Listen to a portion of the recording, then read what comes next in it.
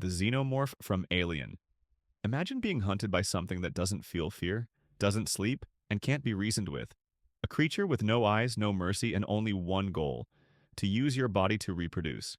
That's the reality of the Xenomorph, the apex predator of the alien universe. At first glance, it might seem like just another sci-fi monster, but the Xenomorph is something far worse. Introduced in Ridley Scott's Alien, it begins life as a parasite, a facehugger that attaches to your mouth, implants an embryo, and then dies. Hours later, that embryo violently bursts from your chest and quickly grows into a towering biomechanical killer with acid for blood. As the series continues, from Aliens to Alien Covenant, it becomes clear that this species isn't just dangerous, it's a force of nature. Xenomorphs adapt quickly, move silently through vents and corridors, and can slaughter entire crews or colonies in the dark before anyone knows they're there. For an ordinary person in this universe, the Xenomorph represents a no-win scenario. You can't kill it without risking a splash of its acidic blood melting through your bones.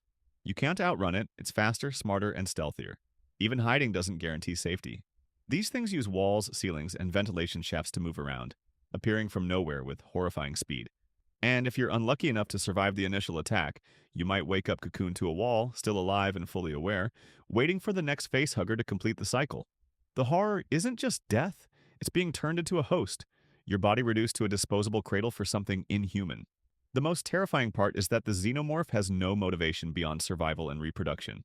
It doesn't kill for fun or revenge, it kills because it's what it was made to do. In Alien, the android Ash even calls it a perfect organism, unclouded by conscience, remorse, or delusions of morality. That quote sums up what makes the Xenomorph such an effective villain. It's not evil in the way we usually think of villains, it's pure instinctual death, wrapped in armor, claws, and hunger. It doesn't need a reason to hunt you. You're alive, and that's enough. And in the Alien universe, that means you're already running out of time. Emperor Palpatine. Imagine living under a ruler so malicious he'd wipe out entire planets just to keep everyone else in line. For the ordinary citizens of the Star Wars galaxy, this nightmare became reality under Emperor Palpatine. Secretly, the Sith master Darth Sidious in disguise. Darth Sidious, born Sheev Palpatine, was a master manipulator who deceived the galaxy for decades. Starting as a seemingly modest senator from Naboo, he quietly orchestrated the fall of the Republic while playing both sides of the Clone Wars. As Chancellor, he positioned himself as a leader for peace, even as he secretly led the Separatists through his apprentice, Count Dooku. The war plunged countless worlds into suffering, chaos, and mass death, exactly as he intended. In its final days, he activated Order 66, commanding clone troopers across the galaxy to turn on and eliminate the Jedi, the Republic's ancient guardians. With the Jedi nearly extinct and his opposition crushed, Palpatine declared himself emperor and restructured the Republic into the First Galactic Empire, a new Sith-ruled regime cloaked in the guise of order and safety. What makes Darth Sidious so uniquely evil isn't just the scale of his destruction, but the way he achieved it. He didn't conquer the galaxy with brute force alone, he seduced it into giving up its own freedom. He weaponized democracy, fear, war, and propaganda to build a fascist empire in plain sight. Once in power, he ruled through fear and terror, creating superweapons like the Death Star to ensure obedience. Entire planets lived under the threat of annihilation. And it wasn't just a threat, he proved it by destroying Alderaan, a peaceful world, simply to make a point. His cruelty extended even to those close to him. He manipulated Anakin Skywalker, twisted him into Darth Vader, and later tried to discard him when he became inconvenient. Sidious didn't just break the Jedi, he erased their memory from public record, raised a generation in darkness, and kept the galaxy in submission through brutal policing, surveillance, and oppression. One of the most chilling facts about Sidious is that his evil didn't end with his death. He prepared for it. In the event of his fall, he activated Operation Cinder, a contingency plan to scorch entire worlds, including loyal Imperial ones like Naboo and Vardos, to punish the galaxy for surviving without him. Even in death, he wanted to ensure suffering. That kind of malice, the willingness to destroy everything out of spite, is rare, even among fictional villains. Darth Sidious isn't just a dark wizard with powers beyond comprehension. He's a calculating political mastermind, a mass murderer, and the architect of galactic-wide tyranny. For the average person, life under his rule meant fear, silence, and the knowledge that resistance, even a whisper of it, could mean extinction. His brand of evil is quiet, patient, total. And that's what makes him one of the most terrifying villains in all of fiction. Sauron from Lord of the Rings. You know that feeling when you're being watched, even when no one's around? In Sauron's world, that's not paranoia. It's reality. In the universe of The Lord of the Rings, Sauron is the dark force behind nearly every act of cruelty and war. Once a powerful servant of the original Dark Lord Morgoth, Sauron forged the One Ring to control all others, pouring a massive part of his soul into it. With it, he planned to dominate all life in Middle-earth. Even without a body, his presence looms like a storm cloud, his will channeled through the fiery eye atop Barad-dûr, always searching, always watching. From the ash mountains of Mordor to the green fields of Gondor, fear of Sauron shapes the world. What makes Sauron so terrifying isn't just his power. It's how complete and suffocating his control becomes if he wins. He's not after riches or revenge. He wants domination through submission. In a world ruled by Sauron, there are no free peoples. Men, elves, dwarves, everyone becomes either a slave or a casualty. His armies of orcs and monstrous beasts don't just conquer cities, they flatten them, enslave survivors, and poison the land itself. Even nature suffers under his influence. Forests burn, rivers choke, skies blacken. Every breath you take under his reign is tainted by dread. And here's the part that really sticks. Even if you're far from the front lines, Sauron's reach still finds you. His servants infiltrate societies. His lies twist kings into tyrants. Even the good-hearted can fall if they try to use his ring, thinking they'll wield it for good. That's the cruel genius of it. He doesn't just kill people, he corrupts them. And once they break, he owns them. What's even scarier is how close he came to winning, twice. In the Second Age, he deceived entire kingdoms by disguising himself as a benevolent guide named Anatar, Lord of Gifts. He didn't conquer them by force, he convinced them to forge the rings themselves. And in the Third Age, had it not been for a hobbit's last-minute act of mercy and accident, the world would have fallen. There's no easy resistance in Sauron's world. No rebel alliance, no safe haven. Just the long, slow smothering of hope until the last light fades. That's what makes Sauron one of the most terrifying villains in all of fiction. Not just because he's powerful, but because living under him means slowly forgetting what freedom ever felt like. Pennywise the Clown. You're walking home one evening when you notice a red balloon floating in the gutter. There's something off about it, something that makes the air feel colder, heavier. Then you hear a laugh, soft and wet, coming from the storm drain. What you don't know is that this isn't just any town, it's Derry, Maine. And that laugh belongs to something far older and more monstrous than it appears. Pennywise the Dancing Clown is only a mask. Beneath the grease paint and circus grin is a creature beyond human comprehension. An ancient, shape-shifting entity simply known as It. This being has lurked under Derry for eons, waking every 27 years to feed. It prefers children, not because they're easier prey, but because their fears are simpler, more potent, better seasoned. Pennywise doesn't just kill. It stalks, terrorizes, and psychologically destroys before delivering the final blow. The fear is the meal. For a regular person in Derry, the horror lies not only in what Pennywise is, but in how the entire town is bent around its presence. Generations of disappearances, disasters, and deaths have left a stain on Derry's soul, yet most adults seem unable or unwilling to acknowledge it. That's because Pennywise exerts a psychic influence over the town, clouding memories and encouraging apathy. If your child goes missing, the police shrug. If you see something horrifying, you forget it by morning. Living in Derry means being gaslit by the town itself, and by the very air you breathe. And Pennywise knows you better than you know yourself. It can dig into your thoughts and become whatever scares you the most. A leper, a giant bird, your dead sibling calling from the shadows. There's no logic to fight, no weapon that works twice. If you're unlucky enough to catch its attention, you're not just physically hunted, you're unmade, piece by piece from the inside out. Spoiler warning, Pennywise isn't even truly of this earth. In Stephen King's lore, it is a cosmic predator that arrived on Earth long before humans ever existed, crashing into what would one day become Derry. Its true form is called the Deadlights, a swirling, incomprehensible mass of pure madness. Those who look into the Deadlights too long shall either die instantly or lose their minds permanently. And every time it awakens, some large-scale disaster follows to hide the carnage. A deadly explosion, a fire, or a flood, as if Derry itself conspires to keep the horror secret. There's no escaping it, no fighting back. Pennywise isn't just a monster hiding in the dark, it is the dark. Living in its world means living in a place where reality itself is unreliable, where the people around you can't help, and where even your own fear becomes your executioner. Halloween's Michael Myers. You're home alone on Halloween night. The streets outside are quiet, kids have gone to bed, and the jack-o'-lantern on your porch has started to dim. But then, in the corner of your eye, you catch a glimpse of something across the street. A pale white mask, still as a statue, watching you. You blink, and it's gone. That's life in a world where Michael Myers exists, where pure evil wears a human shape and no lock or law can keep it out. Michael Myers is the central figure in the Halloween series, first introduced in John Carpenter's 1978 horror classic. As a child, he murdered his own sister without reason. 15 years later, he escapes from a mental institution and returns to his hometown of Haddonfield, Illinois. With a blank white mask, dark overalls, and a kitchen knife, he moves with eerie silence, stalking suburban streets and killing anyone in his path. To the people of Haddonfield, he becomes something more than a man. He becomes a myth, a whisper in the dark.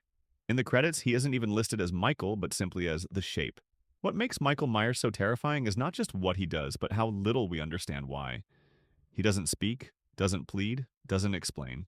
His psychiatrist, Dr. Loomis, famously describes him as having no reason, no conscience, no understanding, just pure evil. And that's what makes him different from most other killers in fiction. He's not driven by revenge or trauma or ideology, he simply kills. And worse, he doesn't stop. Throughout the original timeline, he survives stabbings, gunshots, falls from balconies, explosions. There's never a clear explanation for how he keeps getting up. The films hint at something supernatural but never confirm it, leaving the audience and the characters completely helpless in the face of it. As an ordinary person in that world, you never know when Michael might appear. He doesn't kill for fame or attention. He just picks a house, a street, a person, and then begins the slow, methodical process of hunting. You might not even realize you're a target until it's too late. He doesn't run, he walks, and yet somehow he always catches you.